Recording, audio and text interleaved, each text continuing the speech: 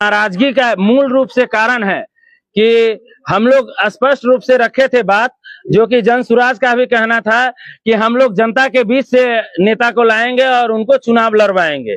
और उन्होंने भी स्पष्ट रूप से कहा था, जैसे कि हमारे चाचा जी बगल में बैठे हुए हैं, इन्होंने भी हम लोगों को गाइड किया था कि जिनकी आवाज नीचे से आएगी उनको लाया जाएगा। लेकिन यहाँ तो एरोप्लेन से आदमी को लाया जा रहा है, कोई विलन आ जा रहा है, कोई कवि आ जा रहा है, कोई डेट एक्सपायर आदमी आ जा रहा है। जैसा कि डेट एक्सपायर की बात कहें तो हम लोग भी सभी लोग जानते हैं कि सरकारी नौकरी में भी 60 साल से ऊपर के व्यक्ति को वहां से रिटायरमेंट मिल जाता है और रिटायर कर दिया जाता है। लेकिन यहाँ पे 70-75 साल के लोग भी आ रहे हैं, वो भी एरोप्लेन से लैंड करके आ रहे हैं। इस वजह से हम लोग जनसुराज को छोड़ रहे हैं। लोगों को लुभाने की बात करते हैं, लेकिन करते ऐसा कुछ भी नहीं है, जो कि उन्होंने ही कहा था हम लोगों से सबसे अंत में। और वीडियो कॉन्फ्रेंस के माध्यम से वीडियो कॉल पे बात करके उन्होंने बताया था कि जो सबसे ज्यादा पीएलसी कार्ड बनवाएगा, ये पीएलसी कार्ड जो कि हम लोगों ने भी सभी लोगों से 10-10 रुपया लिया भी और पार्टी फंड में जमा भी किया कि जो सबसे ज्यादा बनवाएगा उसी की उम्मीदवारी सबसे बेहतर होगी। लेकिन यहाँ तो जिसका नाम संगठन में आज क्या सदियों से नहीं है, उनको उतार के लाया गया है। इससे स्पष्ट रूप से ये प्रतीक होता है कि ये एक बहरूपिये की पार्टी है और ये बहरूपिया पूरे बिहार को 6 महीने के अंदर ही तहस नहस मिला के और बोरा में बांध के ले जाएगा। हम शपथ उस दिन भी लिए थे और आज भी शपथ ले रहे हैं। हम अपना हाथ आगे करके शपथ हमने क्या लिया था कि जन सुराज के कोई भी प्रत्याशी होंगे जिन्होंने आवेदन किया था तो हम लोग उनके साथ रहेंगे। लेकिन यहाँ तो किसी विलन को, किसी एक्टर को, किसी आईएएस को, किसी आईपीएस को, किसी कवि को एरोप्लेन से उतार के लाया जा रहा है, तो उसमें कहाँ से समर्थन कोई कर सकता है। मतलब कि पेड़ रोपे कोई, फल खाए कोई, ऐसा थोड़ी ना होता है। अभी तक लगभग 50 लाख से ऊपर रुपया मेरा खर्चा हो चुका है। उस पैसे की बात हम नहीं कर रहे हैं।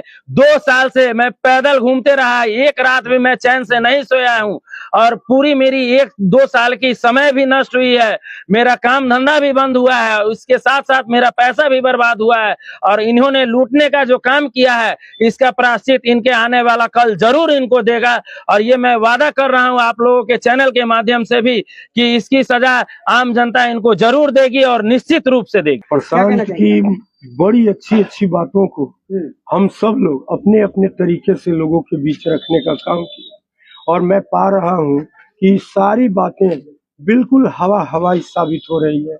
और ऐसे बहुत सारी बातों को हम लोग स्वीकार करते हुए चुपचाप आगे बढ़ रहे थे। ऐसे में कल प्रत्याशी की घोषणा के साथ सर से ऊपर पानी बह गया। अब उसके बाद कुछ भी नहीं बचा कि जिसको छिपाया जाए या जिसको स्वीकार किया जाए, बर्दाश्त किया जाए। कहना यह है कि मैं रीगा विधानसभा प्रभारी होने के नाते हमसे पटना बुलाकर सभी प्रत्याशियों के बारे में चाल चरित्र और चित्रण कराया गया। मुझे जो बन पड़ा मैंने बताया और वहां से मैं लौट आया। और जो भी हमारे पास सूची है उसमें आज से 10 रोज पहले ढेंग गांव की एक निवासिनी ममता मिश्रा भी जाकर के प्रत्याशी बन गई।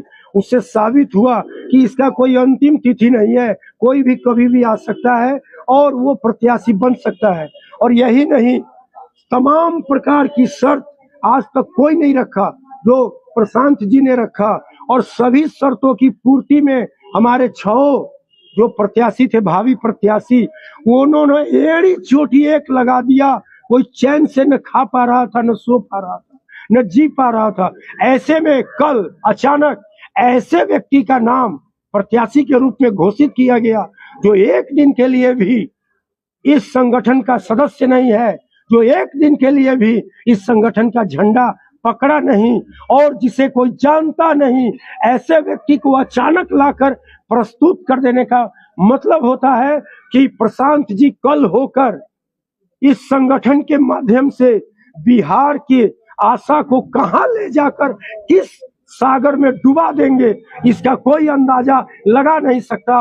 जिसके लिए हम सारे लोग इसके विरुद्ध खड़े हो गए हैं। और ये उबाल केवल मेरे भीतर से नहीं है, केवल इस बच्चे के भीतर से नहीं है, ये उबाल पूरे बिहार में है।